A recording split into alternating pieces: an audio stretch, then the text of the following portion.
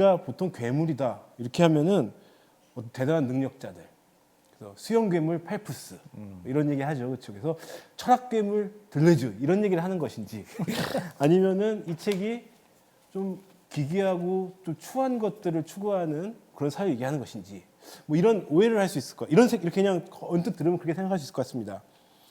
들레즈에 대한 많은 연구소들이 있는데 선생님 제목 단연 두드러지고 호기심을 갖게 합니다. 왜 이렇게 쓰셨을까?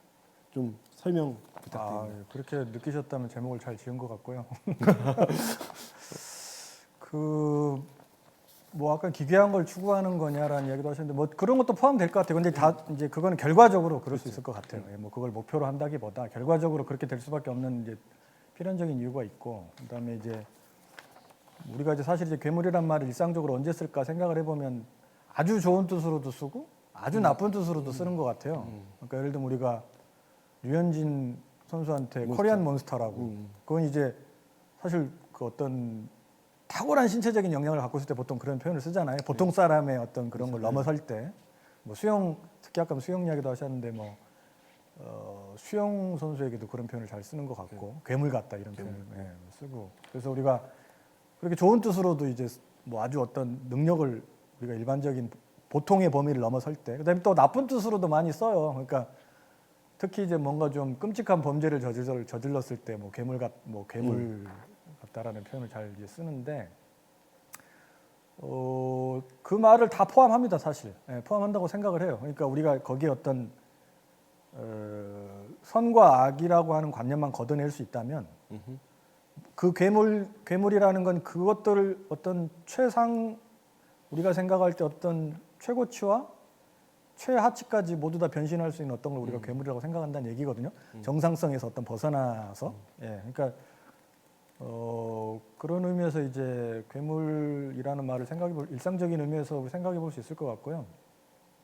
그리고 뭐 들루즈 본인이 괴물이란 뜻이냐, 뭐 그 말도 어느 정도는 제가 뭐 들루즈를 좋아하니까 그렇게도 쓸 수 있을 것 같습니다. 그러니까 뭐 왜냐하면 예를 들면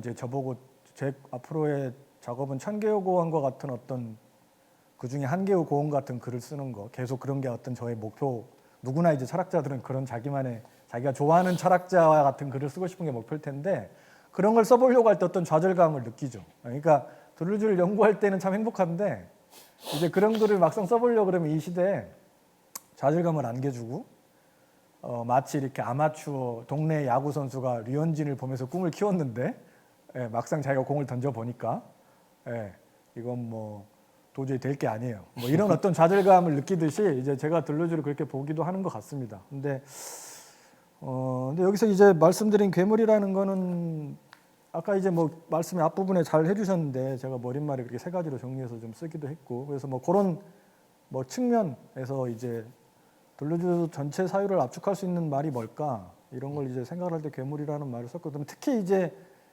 그동안 들루즈 연구에서, 특히 국내 연구에서 많이 의외로 강조가 안 됐던 면이 저는 되게 중요하다고 생각을 하는데, 그런 어떤 생물학과의 관계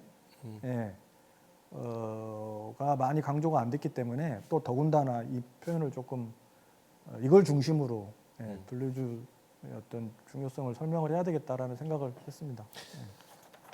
우리 기획대담 내 책을 말한다가 이제 홍보가 되면서 이제 지금 현재 저희가 이제 비대면으로 하기 때문에 청중들이 있어서 질문을 받지 못하는데, 그래서 궁금한 게 있다고 하면서 사전 질문을 주신 분이 한 분 계시고, 방금 말씀하신 주제와 관련해서 질문이 있어서 제가 대신 질문을 드리도록 하겠습니다. 그러니까는 보통 이제 이제 질문자가 말씀하시길 보통 이제 철학을 전공하지 않거나 뭐 대부분 철학을 전공하더라도 이제 들레즈와 처음 만나는 그 저서가 안티오이디푸스이다, 많이 그렇게 이제 사람들이 생각하고 있는데요. 이제 안티오이디푸스는 들레즈의 3시기 중에 이제 2번째 시기인 실천의 문제를 다루던 2번째 시기에 해당하는데, 이 괴물 개념이 실천의 문제를 다루는 안티오이디푸스와 어떤 관계를 맺는지, 안티오이디푸스의 주제와 이 괴물 어떤 관계를 맺는지에 대한 질문을 해주셨습니다. 뭐 좋은 질문이라고 생각하고요. 근데 아마 그런 얘기가 좀 함축돼 있는 것 같아요. 들르주의 이제 한국의 수용 이제 역사를 잠깐 보면 한 2000년 전후로 했을 때 크게 두 개의 관심 속에서 들르주가 이렇게 수용됐던 것 같아요. 하나는 이제 구조주의가 뭐냐라는 어떤 구조주의 운동에 대한 수용, 관심 이것 속에서 이제 그때 중요한 책은 의미의 논리였어요. 그 책, 그 관심 속. 그다음에 이제 또 하나는 이제 포스트 막스주의에 대한 관심. 특히 이제 알티세르의 어떤 알티세르 그 이후에 어떤 사상가들이 누가 있냐 프랑스에 그 사회 사상가들이 사회 철학가들이 그랬을 때 이제 뭐 들루주 가따리 네그리 뭐 이런 사람들이 같이 어떤 스피노자의 자장 안에서 또 수용됐던 것 같아요. 그러니까 이제 여기서 중요한 책은 안티오이디푸스였어요. 예. 근데 그래서 아마 이제 보통 우리가 들루즈라고 하는 철학자를 입문하게 되는 어떤 큰 두 개의 그 통로랄까? 그동안 한 10년 넘게 뭐 그게 아마 저는 그 두 개의 축이었다고 생각하는데 이제 특히 이제 안티오이디푸스와 관련해서 이제 그건 이제 질문의 취지는 그런 건 것 같아요. 그 뭐 그런 것일 것 같아요. 어디 중심개념 여기서는 기계인데 당신이 지금 말하고 있는 괴물하고 이렇게 크게 상관이 없는 거 아니냐 이런 질문일 수 있을 것 같은데 뭐 그렇지 않고 그러니까 우리가 어떤 유기체 또는 생명체를 생각할 때 괴물이라고 여기서 말씀드리는 거는 나중에 다시 말씀드릴 기회가 있을지 모르겠는데 우리가 뭐 어떤 아리스토텔레스적인 어떤 그 유기적인 신체와 정반대되는 개념이거든요. 그래서 모든 기관들이 이런 어떤 중앙에서 명령을 내리는 기관의 명령에 조화롭게 따르지 않는 기관들, 그래서 탈중심화되고 비유기체적인 기관들로 이루어진 신체를 말하는 거거든요. 그럼 이 기관들은 도대체 어떤 특징이 있는 거냐? 어떤 외부와 어떤 다른 것들과 결합되고 그 흐름 속에서 작동하는 이제 그런 기관들이 되는 거죠. 그런 어떤 그걸 우리가 이제 기계라고 부르고 들루주 가따리가.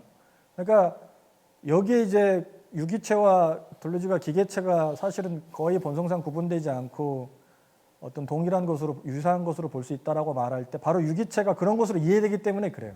그리고 이제 사실 우리가 안티오이디푸스에서 이제 기계라고 할 때 우리가 그거를 이런 어떤 되게 미케니컬한 걸로만 이해할 수 있는데 쉽게 우리가 기계라는 개념 자체가 그러니까 근데 일상적으로 근데 사실은 들루주가 기계라는 말을 쓸 때 안티오이디푸스 잘 읽어보면 그 되게 생물학적인 기계이기도 해요. 그러니까 그 자기를 재생산하는 어떤 의미에서도 그런 기계라는 뜻으로도 쓰거든요. 그러니까 그런 이제 생물학적인 의미, 어떤 그게 생명체가 되는 건데, 그래서 우리가 들루주 기계 개념을 일상적으로, 그러니까 좀 쉽게 잘 볼 수 있는 영화가 뭘까? 제가 그 장면을 보면서 저게 아마 들루주가 생각했던 가장 그런 게 맞는 게 아닐까라는 생각을 한 적이 있었는데 그 에그지스텐츠라는 영화가 있어요. 그 크로넨버그가 찍었던. 근데 거기 보면 이제 그 주드로가 되게 젊었을 때 나오는데 거기 보면 이제 무슨 뭐 이런 스파이 활약을 하다가 뭐 이렇게 무슨 이상한 닭도 아니고 무슨 기괴한 어떤 그 이상한 그 찜닭 같은 걸 먹어요. 근데 거기에서 이렇게 총을 가지러 왔는데 그 찜닭을 주는 거예요. 이상한 그 닭도 아니고 무슨 이상한 근데 그걸 막 먹다가 보면 그 안에 있는 뼈 같은 게 나오는데 뼈를 나중에 조립해서 총으로 만들어요. 그러니까 그런 거죠. 제가 생각할 때 들루주가 말하는 기계라는 건, 들루주 가따리가 말하는 기계라는 건 뭐 이런 우리가 뭐 밴딩 머신이나 이런 거를 말한다기보다 어떤 이 생명체하고 기계체가 그 잘 식별되지 않는, 잘 구별되지 않는 어떤 그렇지만 그게 어떻게 새로 조립되면 다른 기능을 하게 되는 이제 이런 것들을 말하는 거고, 또 굳이 구분을 하자면 물론 이제 들루주와 가따리라고 할 때 이거는 그 이전에 들루주 혼자, 가따리 혼자와는 전혀 다른 저자라고 생각해야만 해요, 우리는. 그러니까 들루주와 가따리를 합쳐가지고 어떻게 나오는 저자들이 아니거든요. 그러니까 들루주와 가따리라고 했을 때는 우리나라에서는 가따리 영향을 좀 과소평가하는 경향이 있는데 전혀 그렇지 않고 가따리는 아주 중요한 저자였고, 들루주가 혼자 글 쓸 때와 들루주 가따리가 같이 글 쓸 때는 이거는 거의 완전히 다른, 좀 과장하면 완전히 다른 저자라고 볼 만큼의 어떤 스타일의 변화가 있어요. 그리고 뭐 저자라고 말하기보다는 청계고원의 표현을 빌면 이제 글쓰기 기계죠. 근데 이제 굳이 그거를 뭐 굳이 분류를 하자면 어떻게 보면 이 기계라는 테마는 원래 되게 가따리적인 테마예요. 예, 그 이렇게 갓다리 궤적을 보면 그리고 들르주가 계속 어떤 이런 생물학적인 문제, 생물학을 중요하게 생각하고 있어. 그러니까 어떻게 보면 이 안티오이디푸스라는 건 이런 들르주의 생물학 그리고 갓다리 기계학 이런 게 이제 결합돼서 만들어지는 책이라고 봐야겠죠. 물론 이제 그렇다고 해서 그게 뭐 들르주는 기계 뭐 어떤 들르주는 그거에 동의하지 않아서 이런 뜻은 전혀 아니고 이제 그게 결합되면서 완전히 새로운 어떤 새로운 책이 만들어지는 건데 어떤 그 적어도 우리가 그 어떤 원천이랄까 이런 걸 구분하자면 예, 그렇게도 할 수 있을 것 같습니다. 예. 예.